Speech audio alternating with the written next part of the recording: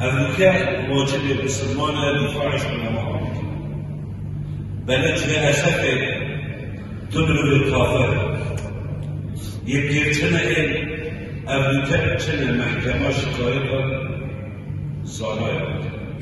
شکایت ناموسای پایینی میکرد. بله والله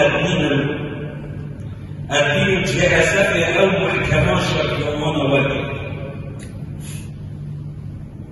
جلسه محکمه بگیرد شکای شد حدود کافر بیرچنه ولی والله استهزاء بدین نیاده بگیرن و بگم استهزاء علماء بگیرن بی ام خودی جلسه مسئله والله انا تواجد تجارش خراب هذا چیزی ملوبتی اگر جاهل بملوبتی دیگی تو کاشایی به چه شکایت دیگی در دیگه نیامد اگر بیچکا احترام پیش کردن بیچکا قیام و اخلاق حق از شکایت نوالا دارد تو محاکم نداره شکایت بگیری سرچه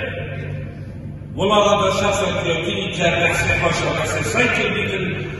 بالي صار يمكن والله او اخرتي كذا امريكا الدنيا خلصت الدنيا اگر بس بدنا نكتشف دي حدود الى بازار بس الطنطون اكل دلالة نكتشف بل والله جيكا دلاليني يا تشلي اگر دلالة استخفافها من العلماء ويهيش توش هنيا او كانوا هنيكم بوچه بودملو بكافر بيدعوتي بودملو بكنا بچن بدل محكمة باوصل حدادات الأخطاء كأنه شنو استهزاء البلد بسلام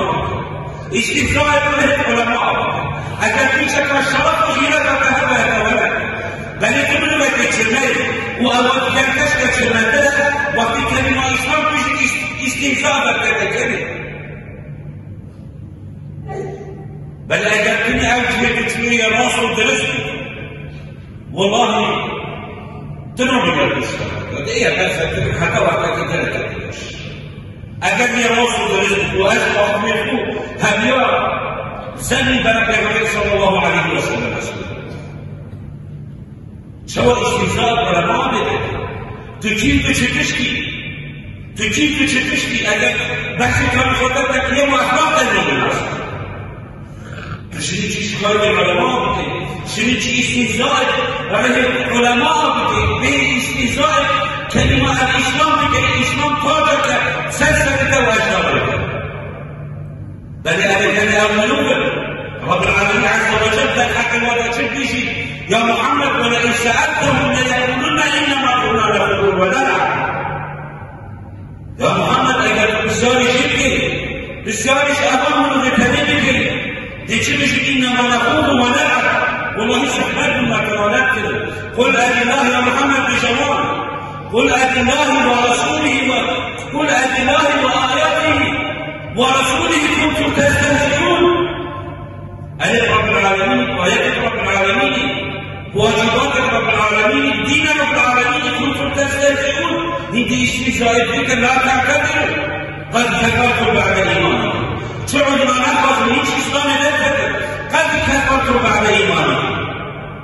أنا كنت رب العالمين عز وجل قد كفرتم بعد إيمانكم أنا كنت استهزاء إسلامك استهزاء واجبات رب العالمين عز وجل تشتكي تبين نفسك على الله بل تشتكي من التكاسل رب العالمين إصلاح لنا العالمين أجمعت الله وكيلنا نحن شكي مسلطين فالوس تناظر الشارع وفي جبين يوصل شيء فنام جاء سفر طيارات نوع ابتكار السيارات والخلال نوع علوم الحديث لا كلام نوع علاجات التي تشكلون أبدا نفعنا وبلاء به خليش يكسر شاشة تلفزيون هذا بكلفة معنا هذا قياس البشرية قياس البشرية أبايا والله وقت پیغمبر علیه الصلاة والسلام بشه إنما أدرك الناس بالكلام النبوة الأولى إذا لم تستحي فاصنع ما شئت. أجر الشأن نتيجة که یادت اگر تجدهنشی أول شأن حياتنا